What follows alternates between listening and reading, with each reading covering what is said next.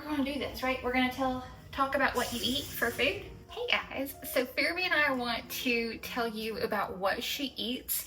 I've actually been meaning to make an updated video on this for a little bit, but the other day I shared a video of me making Pharaby's food, like kind of like a little recipe of what she normally eats for just what goes in her topple, so her wet food only.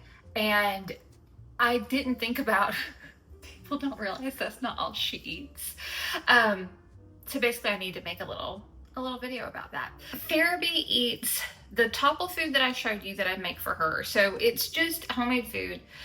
So it's the recipe that I shared the other day, which is just turkey and then some vegetables, and then I add grains that are, you know, healthier grains as I have them, if I have them. Sometimes there's no grains, sometimes there are.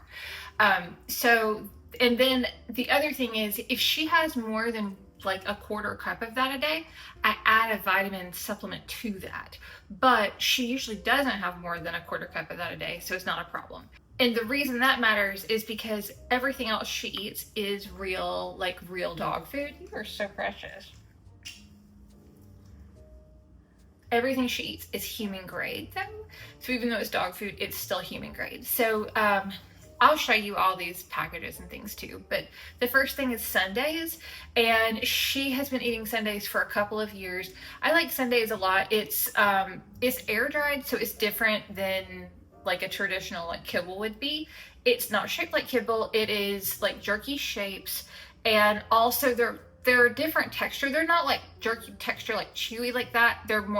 They're still kind of like crisp, if that makes sense. It's air dried, so it's dried, but it's a lot of organ meat. I can't remember the percentages, but it's a lot of organ meat, and that is really healthy for dogs, so I like that. But like I said, everything is human grade. And then the other thing she eats as far as like a pre-made dog food, she eats different ones of the Honest Kitchen brand. So she goes between, they have some that are grain-free and some that are not, and so I honestly just pick whichever one is on sale of those, because it doesn't matter, and like it's, you know, it's a small portion of her food. The other thing she eats pretty consistently is lick mats with bone broth on them. I would say she's having bone broth, you know, if not daily, almost daily in most cases. So she typically gets something like that. She also gets actual like bones from, you know, from places. So if we go and there's like, a lot of times she gets like duck feet is something that she likes a lot, but also like those collagen chews, anything like that. So that's also not that she's having that daily, but that is still like weird little organ meat, you know what I mean? That like provides different stuff. So I usually make her like the wet food, but sometimes we do get food from Just Food for Dogs. I like theirs a lot. I like their packaging and stuff. It's really great, but honestly, it's, you know, it's expensive, and anything that I can supplement and make for the amount that she uses is just, you know, it's just more affordable. But if I were going to buy food for her that was a wet food, that's the one that I always get. And I think we actually have quite a bit of it in our pantry. I try to have some on hand in case something happens and I can't cook for some reason. But for the most part, we've been pretty lucky with, because the way that I make her food and like I freeze part of it, I have been pretty lucky with being able to consistently keep that up and not really miss a beat, so to speak. Oh yeah, one of the questions that I get a lot also, sorry, I feel like I'm doing weird. I'm trying to power through, but like, I don't know, I feel like I'm wobbling. I don't know if you can tell. Pharaby's leaning against me like I am too. She's also just being sweet, but she's leaning against me like she's stabilizing me. Oh, one of the questions I get a lot is, how do you know how much to feed Pharaby? She tells me. I don't know what I don't even keep track at all. I just know if she's eating or if she's not. And I notice, like, I do notice if she's not eating as much. Like, obviously I would be like, wow, you're not eating as much today. Or like, you know, over the past few days. But Pharaby's pretty consistent with her eating habits and patterns. And so typically when it starts to get warmed up, she'll eat less right at first, because I guess it just makes her body tired. I don't know. But I've noticed that every single year of her life, The first 2 years, we went to the vet and had a full panel of blood work done because I was like, there's something wrong. She's just all of a sudden not eating and she's being lazy really bad, whatever. No, and it's just that when it starts to get hot, she just at first kind of doesn't want as much food and stuff, and she's probably, it's hot, you know what I mean? So I don't blame her. But she kind of goes through that, and then she also goes through phases where maybe she asks for asks for one type of food more than other types of food, and I usually just go along with it if I have it to do it, because what I found is she always does want the other stuff again too. So even if we don't go through this a lot, but I would say there's been maybe 2 or 3 times where she has only wanted like one particular thing, like over and over and over. And it's been different things too. It's just been like, no, this is going to be the thing. And it might be that she doesn't want all of the kibble options and she just wants one. Because also we rotate those too. I think I've told you what she's having now, but that's why I have to do a video like this, is because it's now. And we rotate things through, we update things. She's been eating this same like mixture of things, same variety for a couple of years now. So we occasionally will get like a sample of something else and incorporate it, but unless she's just like going crazy for it, I don't keep buying it. But I do like for her to try stuff if she wants to. So the other thing I want to talk about with this is her food menu choices. So the way that her food menu is broke up on her buttons is it's by container, with the exception of things like cucumber and carrot. And water and tea. Those are very specific like words, you know what I mean? But everything else is broke up by just the containers. So we have Topple, Fancy Ball, Lick Mat, Puzzle, Snoop. I might be forgetting a container, but they're broke up like that. And the reason I did it that way is because even though it's picking an activity, she also has just the word food too. So she can say she just wants food, because that means to go in a bowl. So she has that too. But the reason I have not added the specific foods like brands or even like types, like I know some people have done like beef, chicken, fish, like stuff like that, is we rotate recipes. So sometimes she has beef, sometimes she'll have turkey. If we do happen to find a food that has like lamb available or something, then she'll have that. But because I'm picky about her only having human grade stuff, and obviously, finances are a thing. So I try to make it so that I can still have like budget control, if that makes sense. Because also, like I just told you with the one, we literally base that off of which one is on sale. So if I'm having to base it off of what's on sale, I can't always promise that chicken's going to be on the menu, or you know what I mean, or beef. Like, it's going to depend on what was on sale. So I feel like picking the container just works better for her. And then she knows what's going to be. Like, she knows which ones are going to have dry food or wet food, right? And then from there, she's allowed to pick from what we have open in the refrigerator, because she has her food in the fridge in a certain drawer. And a lot of times, she has fridge as a button too. And a lot of times she'll ask to go look in the fridge first, which is really, really cute, because she wants to like look at her options, and then she'll go back and say what she wants. But then even when that happens, sometimes she has to go back and like pick, like the base, unless it's something that I put more than one thing in. Because there's a few of her containers where I do like basically charcuterie, so it's like a little bit of everything.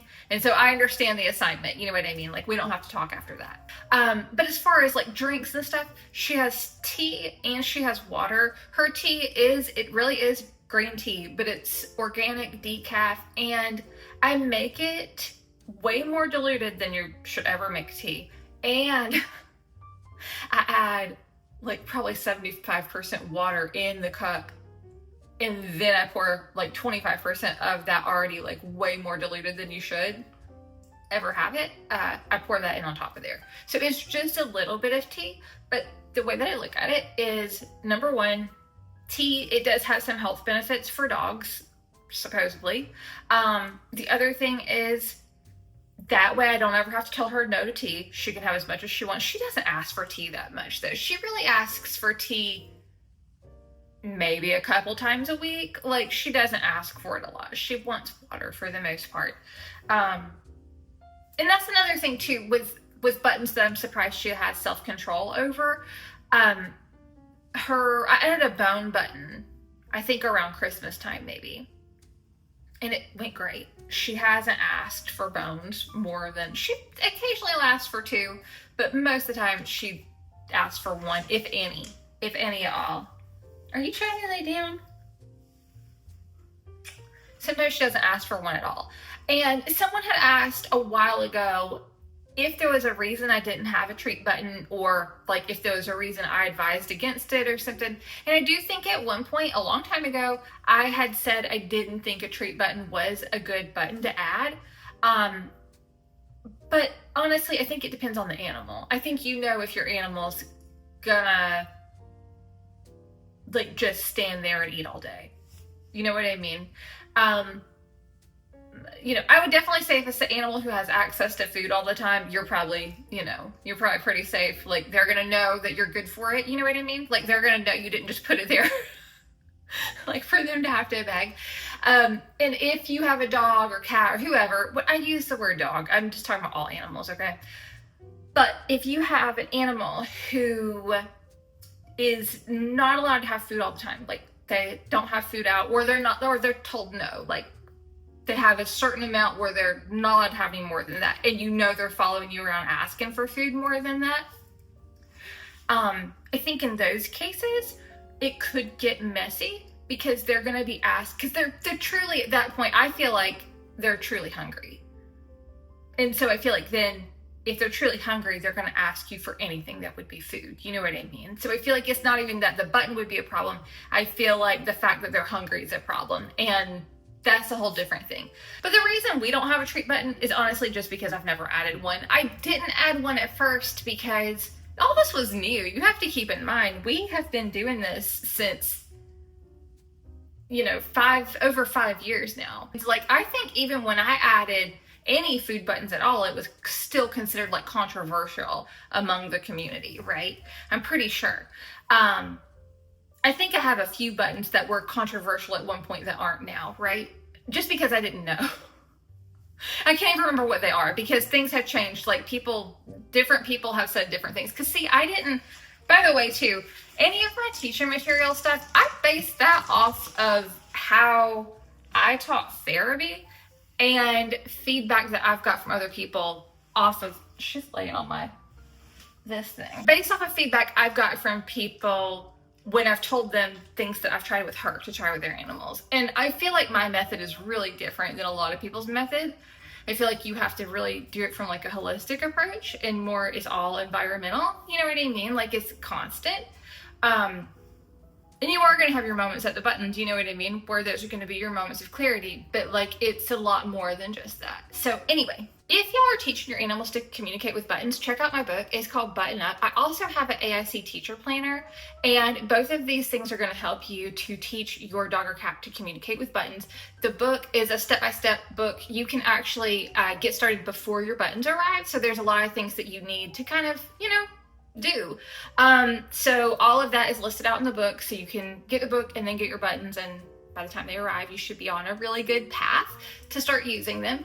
And then the planner, this is where you would document like things that you maybe want to teach them, maybe buttons that you haven't added yet, right? So you're gonna just have your list of things, maybe phrases, maybe 2-word combinations that you're wanting to teach them, or 3 words even.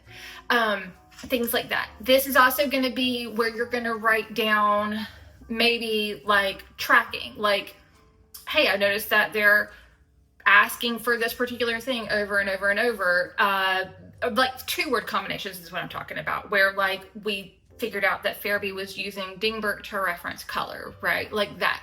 Having a place to write that down, because if we're not documenting it somehow, we kind of are like, is that what they said, or did they say it in a different way? Did they say, you know what I mean? So it just kind of helps, because you're kind of decoding a little bit too, because they're learning a second language. And so if they're learning a second language, then they're going to get some things confused. You know what I mean? So you kind of have a little decoding. And also they're very limited vocabulary too, because I mean, let's face it, even though she has 130 buttons, number one, you don't start out with that many.